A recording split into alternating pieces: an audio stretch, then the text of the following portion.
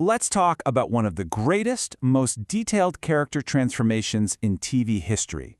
The slow, sometimes tragic, and absolutely brilliant evolution of Saul Goodman. We're going to trace the exact path that took one man from a lawyer trying to do good to a master of the criminal underworld.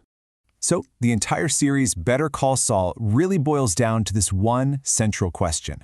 How does a pretty well-meaning, if a little flawed, lawyer become the guy criminals call?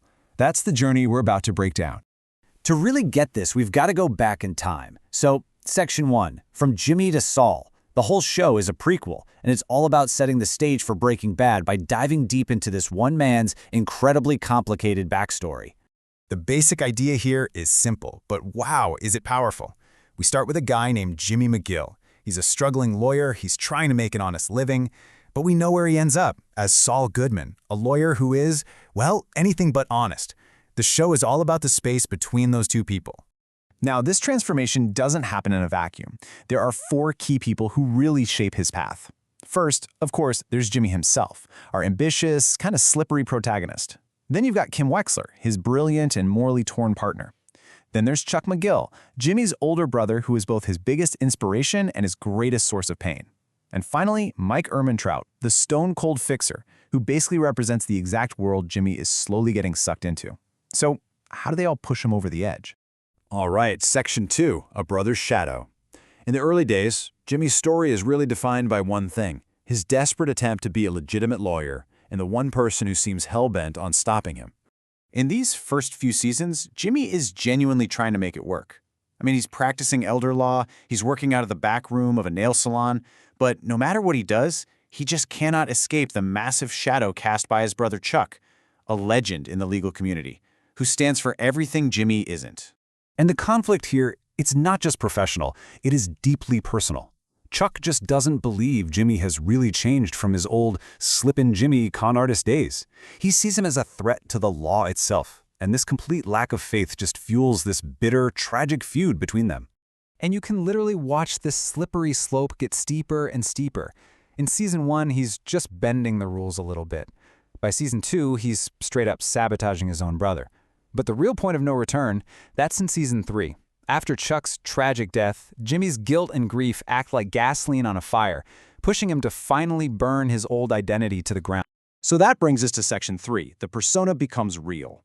With his brother gone, his connection to the respectable legal world is basically severed. So Jimmy makes a choice. He stops trying to be Jimmy McGill, and he starts becoming somebody else. When his law license gets suspended for a year, he decides he's not coming back as Jimmy McGill. Nope. Instead, he leans right into this flashy, morally questionable persona he's been trying out, Saul Goodman. It starts out as a brand, a marketing tool, but it becomes his reality pretty fast. And the difference couldn't be more obvious. I mean, look at this. Jimmy McGill cared for the elderly. He desperately wanted his brother to be proud of him. Saul Goodman, he serves criminals, and he is almost entirely out for himself.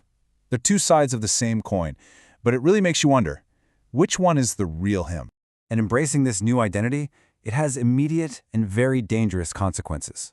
As he becomes the go-to guy for seriously bad people, his partner Kim gets pulled deeper and deeper into his world. And pretty soon, they're not just bending the law anymore, they're mixed up with violent drug cartels.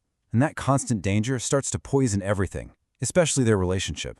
And this all leads us to the final act, Section 4, the price of the game.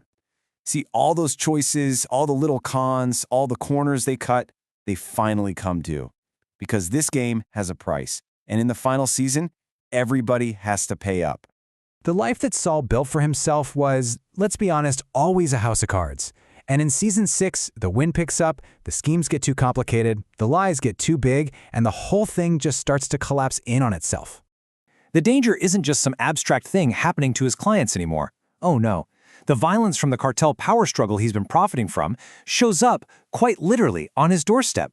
And it's threatening not just his life, but the lives of everyone around him. But the biggest cost, the real tragedy of it all, is personal. The absolute foundation of this entire story.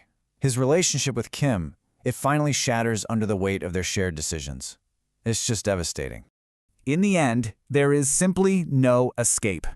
The series finale forces Jimmy to finally confront the full consequences of everything he's done, not just as Saul, but as himself, and to make one last critical choice about who he really is. So, when you pull back from all the intricate plot details, what is this story really about? What are the core ideas that make this transformation so unforgettable? Well, it's a deep dive into some really universal stuff. At its heart, it's about how ambition, when it's mixed with the wounds of family betrayal, can slowly chip away at your morals, one little choice at a time. It makes you ask if your identity is something you choose or something you can't escape. And above all, it's a powerful lesson. Every single action, no matter how small it seems, has a consequence. And that leaves us with the ultimate question, the one at the very center of the show. After watching his entire journey, from one man to the other and then back again, you just have to ask yourself, was Saul Goodman the mask that Jimmy put on? Or was the well-meaning Jimmy McGill the real performance all along?